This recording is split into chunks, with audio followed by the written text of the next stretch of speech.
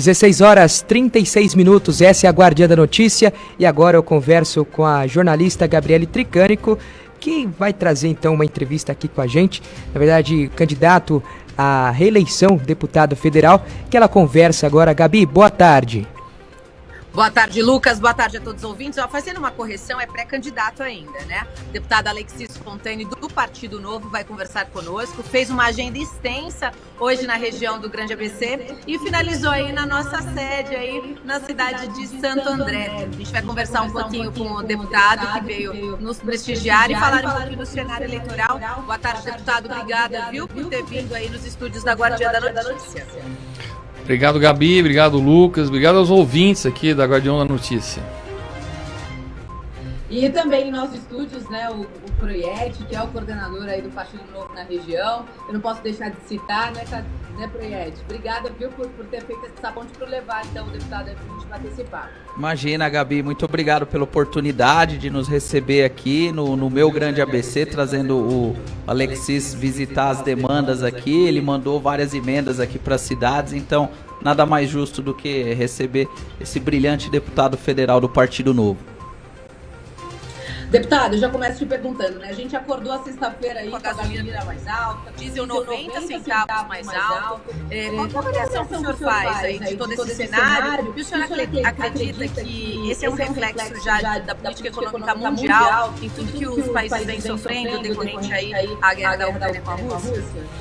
Gabi, com certeza essa guerra tem influência no preço global, vamos dizer, das commodities, do petróleo. A Petrobras, com a sua política de paridade, tem que obedecer isso, ela não pode ser artificialmente manipulada para não repassar esses preços. Agora, vamos lembrar que essa madrugada também, nós, a Câmara dos Deputados, aprovamos um projeto de lei para poder alterar a forma de cálculo dos impostos sobre os combustíveis. E isso vai ter impacto imediato, sendo sancionada essa lei. E imediatamente nós vamos ter uma redução de impostos sobre os combustíveis, o que vai dar uma arrefecida nesses preços tão altos aqui no Brasil. Mas é um momento global, os combustíveis estão altos nos Estados Unidos, na Europa, no mundo inteiro, e o Brasil está inserido nessa economia global. A gente não pode só falar que é um desastre a política econômica do Brasil, não. Isso está acontecendo no Brasil e no mundo. Você pode explicar um pouquinho mais para a gente sobre esse projeto de lei que foi aprovado nessa madrugada? Sim, o que acontece é o seguinte, como é que é tributado os combustíveis no Brasil, né? Além do PIS e COFINS que tem em cima, tinha a CID, tem o IPI e tem o ICMS. O ICMS é o pior de todos os impostos sobre os combustíveis e ele está sendo cobrado pelo valor na bomba, uma estimativa de valor na bomba. E o que acaba acontecendo é que quando você tem um aumento da commodity, dos combustíveis na Petrobras, automaticamente você também vai ter um aumento na arrecadação dos impostos. Percentualmente é o mesmo valor, mas uma coisa é 30% de R$5, outra coisa é 30% de R$10. E o que nós alteramos nessa madrugada é que o imposto agora vai ser cobrado numa só fase, que é saindo da refinaria, por litro de combustível. Então, independentemente se aumenta ou diminui o preço do combustível, vai ter uma tributação por litro de combustível, que é chamado ad-rem. Dessa forma, a gente não tem um reflexo que, vamos dizer assim, deixa exponencial o aumento do preço dos combustíveis quando tem o aumento da commodity. Então, amanhã o petróleo vai para $200 o barril, você vai ter um reflexo sim no preço, mas não do imposto. O imposto vai ser sempre fixo. E essa média vai ser calculada na média dos últimos 2 anos, que foi 2019 e 2020, quando os preços não estavam tão altos. Por quê? Porque os estados têm nos combustíveis uma das maiores fontes de arrecadação. Então os estados não vão querer também abrir mão de arrecadação, mas também não podem ter uma arrecadação desproporcional, abusiva e que, vamos dizer assim, manda a conta tão pesada para a população. Então, nessa madrugada a gente aprovou isso e também aprovamos a redução do PIS e COFINS, porque precisa ser aprovada a redução de impostos, uma vez que você sempre tem que respeitar a lei de responsabilidade fiscal. Então, esses elementos passaram essa madrugada. Também teve um bolsa combustível, algumas coisas menores, mas que foram aprovados na Câmara dos Deputados. Vai valer para quem, deputado? Porque eu acompanho as notícias ao longo do dia, o preço dos fretes também renegociado, é uma cadeia que vai impactando, né, até chegar na ponta do consumidor final, por exemplo, no preço do arroz, do feijão, do trigo, da farinha, enfim. Sim, sim. Todo o reajuste de combustíveis, ele é inflacionário mundialmente, tá? Isso não é uma questão só de Brasil. Então tem que ser repassado uns custos. Os caminhoneiros têm mais dificuldade porque eles têm uma livre concorrência maior, mas eles têm que repassar. Agora, tabela de frete não é alguma coisa que a gente acredita no livre mercado mesmo, mas os caminhoneiros têm que saber fazer seus cálculos para poder colocar esse preço, principalmente aqueles caminhoneiros que nós trabalhamos de a granel, aqueles que têm carga livre, porque tudo que é tanqueiro, cegonheiro, já passa isso no contrato e vai embora. O consumidor acaba pagando essa conta. Quem vai ser beneficiado com essa auxílio combustível gás vai ser aquelas parte da população que está incluída no Auxílio Brasil. Ou seja, focar na baixa renda para receber um benefício ou um subsídio, que não tem sentido ficar dando subsídio para gente que tem capacidade para pagar as coisas. Claro, com certeza. Agora mudando um pouquinho de assunto, Vamos falar um pouquinho das suas bandeiras. Aí uma delas é o saneamento básico, que é uma pauta que muito a gente trata na Guardiã da Notícia. O senhor encaminhou diversas emendas para cidades também com essa agenda, com essa pauta. E o Brasil, em pleno século XXI, ainda nós temos cidades que não têm saneamento básico. Qual é a sua avaliação, deputado, em relação a isso? Então, Gabi, isso é muito grave, né? O Brasil parece que tem saneamento básico medieval, né? São 35 milhões de brasileiros que sem água potável. E aí eu pergunto, como é que nós vamos combater a pandemia, que uma das principais ações da pandemia é lavar a mão, né? Tomar banho, quer dizer, tirar a sujeira do corpo e matar o vírus, se a gente não tem água potável. E 110 milhões não tem tratamento de esgoto nenhum. O esgoto vai direto para os rios. Com o novo marco do saneamento básico aprovado nessa legislatura, está tendo uma certa revolução na área de saneamento básico. Agora, eu entendo muito que investir no saneamento básico é investir na saúde, só que investir na causa do problema da saúde. Quando a gente fala de saúde, e boa parte das nossas emendas vão para a saúde, normalmente elas vão para aumentar leitos, custeio de hospital, ambulância, tudo que é o doente que já chega no hospital. A minha visão é que nós temos que diminuir o número de doentes.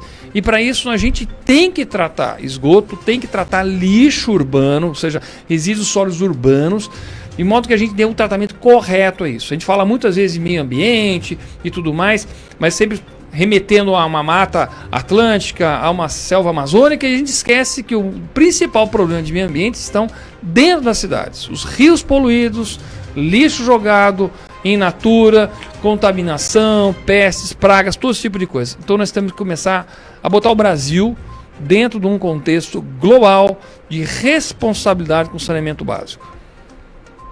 Quando você fala tratar o lixo da maneira correta, que tipo de política que você pensa? Porque, por exemplo, aí na região do Grande ABC está sendo construída na cidade de Mauá uma usina de lixo, a primeira aí da região, que pretende, né, transformar parte desse resíduo em energia elétrica, enfim, diversas outras coisas. É esse tipo de tratamento que você fala? Há mais construções de usinas nas cidades, no estado de São Paulo? Que tipo de tratamento você pensa que é a política correta para tratamento de lixo? Gabi, excelente pergunta, e o destino é o seguinte: eu mandei para alguns consórcios de cidades aqui do estado de São Paulo uma usina de triagem mecanizada do lixo. Ou seja, o lixo chega in natura nesses aterros que tem essa máquina, uma máquina grande, bem comprida. O lixo é rasgado, ele separa o orgânico daquilo que é reciclável, e aí na esteira de seleção você vai tirando tudo que é reciclável, papelão, PET, PP, todo tipo de material que pode ser reciclado.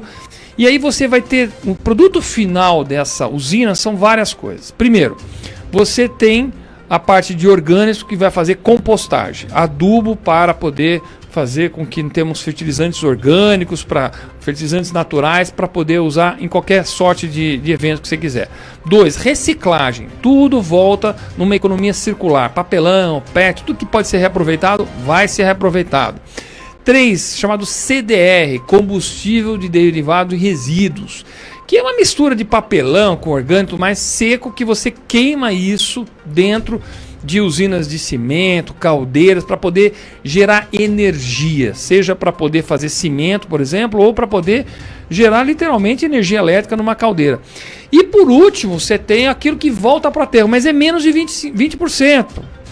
E esse aterro, então você não vai lotar o teu aterro tão rápido. E mesmo no aterro, você ainda pode gerar gás metano, que pode ser colhido, queimado em motores, que vai gerar energia elétrica. Existe já uma usina dessa aqui em Santana do Parnaíba, eu visitei ela, fantástica. Nós vamos colocar muito menos material nos aterros e fazer a economia circular voltar, de forma que a gente seja racional no tratamento do lixo. É dessa forma que nós temos que tratar essa questão. Agora, só uma dúvida, deputado. Em relação a essa separação do lixo, ou seja, com essa usina mecânica, esses equipamentos mecânicos, acabaria com a coleta seletiva? Não, são coisas separadas. A coleta seletiva, ela pode acontecer antes. Não é porque você tem uma coleta seletiva, e ela é importante que seja, porque a gente quer transportar a menor quantidade possível para os aterros. Então, tudo que é uma coleta seletiva, que já pode ser feita na fonte da geração, ótimo. Que aí você pega aquilo que é reciclável, já limpo, sem sujeira, sem nada, sem orgânicos, e manda diretamente para as cooperativas ou para essas empresas que fazem reciclagem.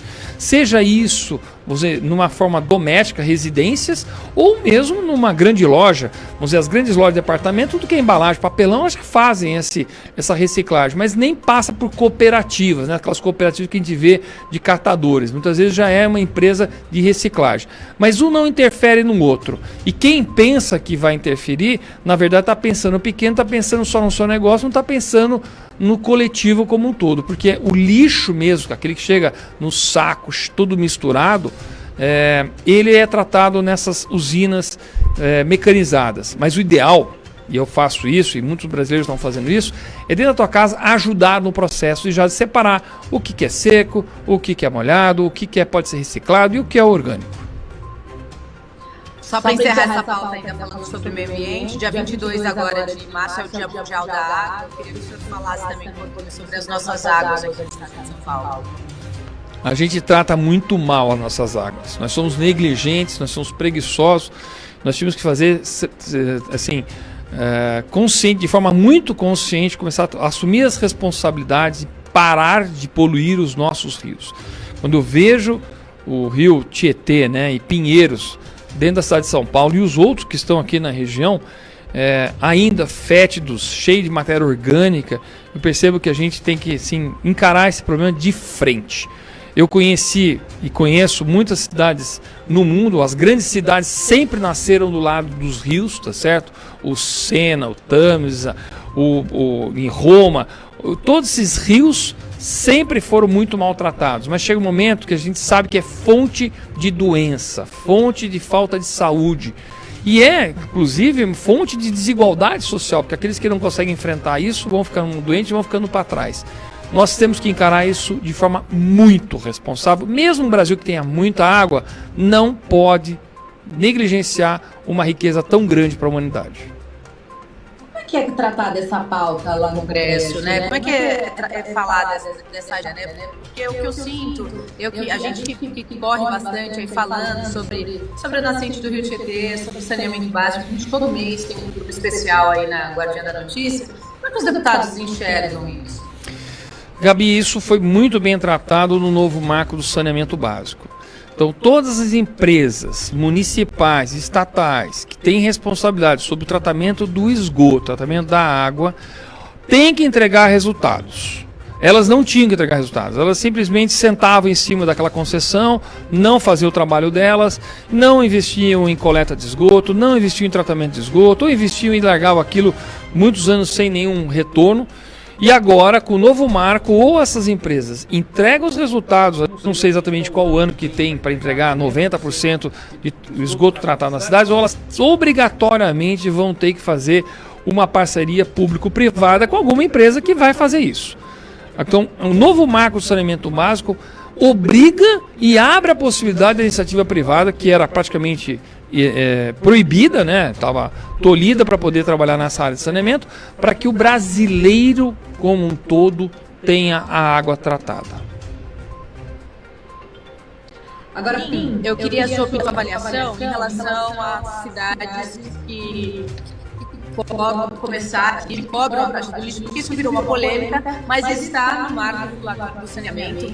E, inclusive, saiu uma pesquisa antes mesmo do marco regulatório, de cada 100 cidades, somente 20 não cumpriram. E dessas 20 eram cidades com até 10, 15 habitantes. Então, tema de discussão que gerou assim, desgastes para prefeitos por conta de vereadores que não queriam aceitar essa cobrança para a população, mas está no marco regulatório para a sua avaliação em relação a isso.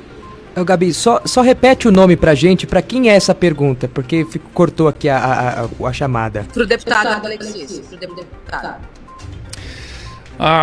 Quando se fala de taxa em qualquer órgão público, qualquer ente do Estado brasileiro, entende-se uma contrapartida específica.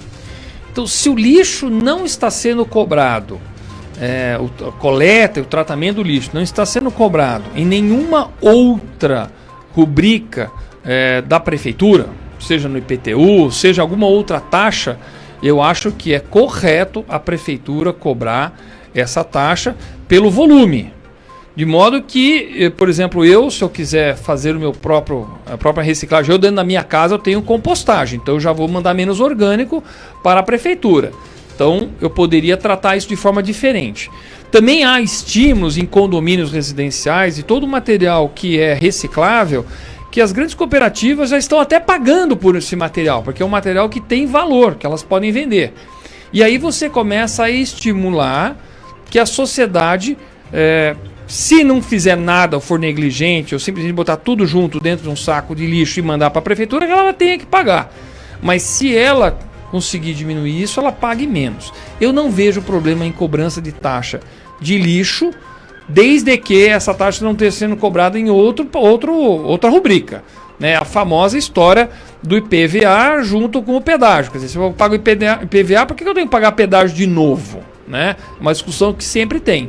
Então, de novo, se na prefeitura não há nada cobrando, pode cobrar, porque de fato é um serviço prestado. Agora, se já tem cobrado, não me cobre duas vezes, né?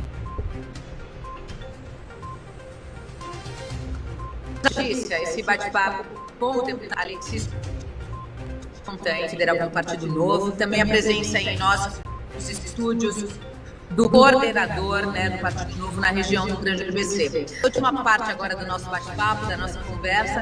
Estamos aí num ano eleitoral, as eleições já estão aí para começar. O senhor pretende disputar então a reeleição pelo Partido Novo mesmo? Sim, eu estou no Partido Novo, fico no Partido Novo, vou para a reeleição. Tem muito trabalho ainda a ser feito em Brasília.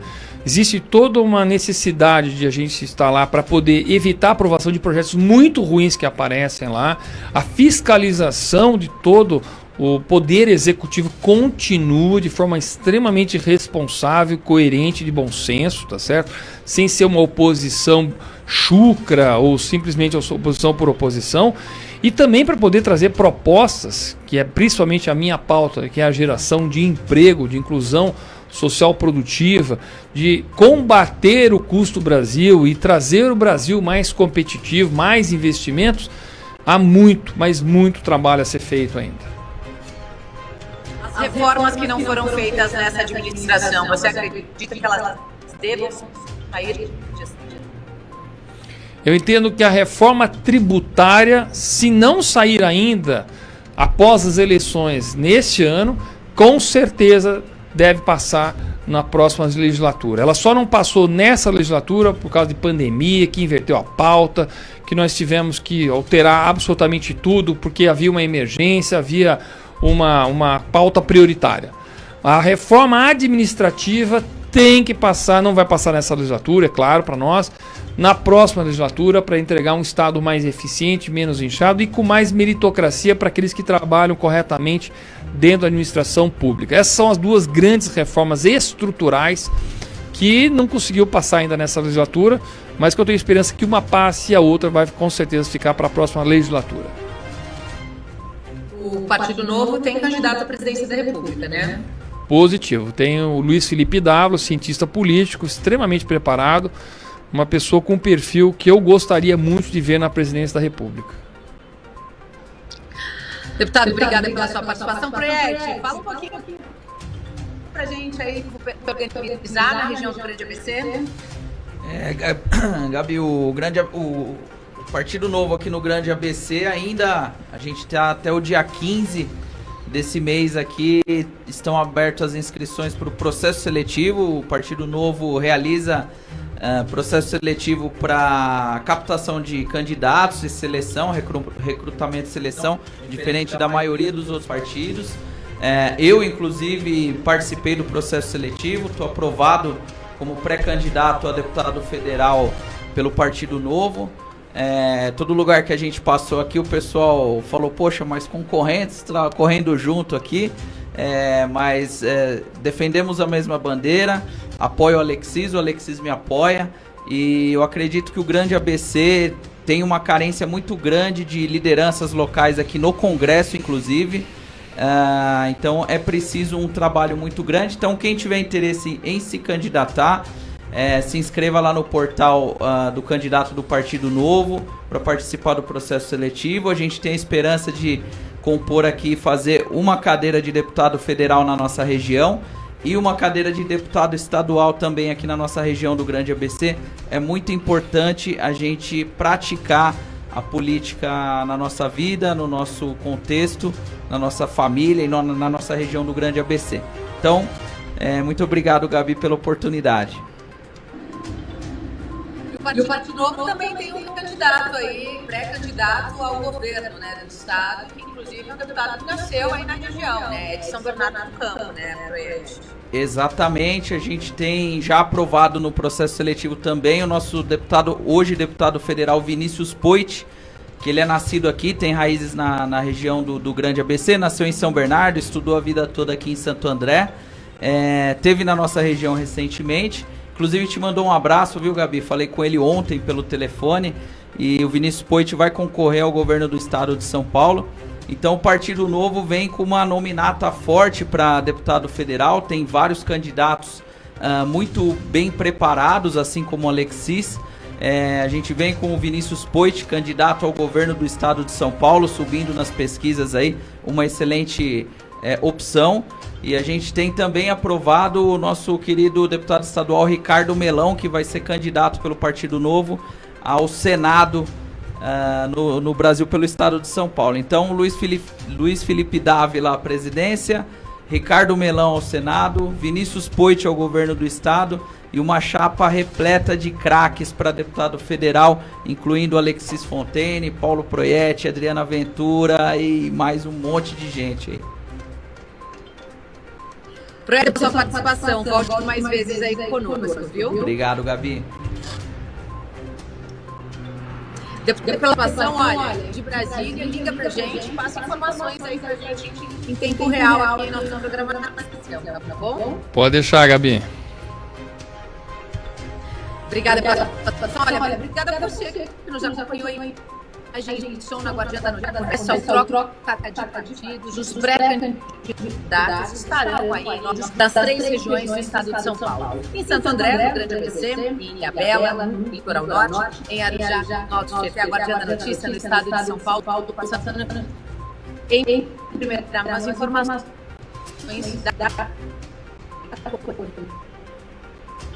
da eleitoral do ano 2022. É com você. Obrigado, Gabi. Olha, cortou um pouquinho aqui, mas a Gabi tá falando que a gente acompanha aí o cenário, essas mudanças do cenário eleitoral aí.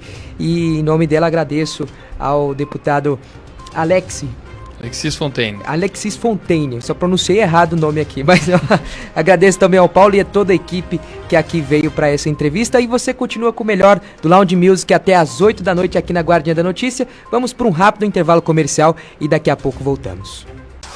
Boletim Publix ABC. Você bem informado. A cada 30 minutos.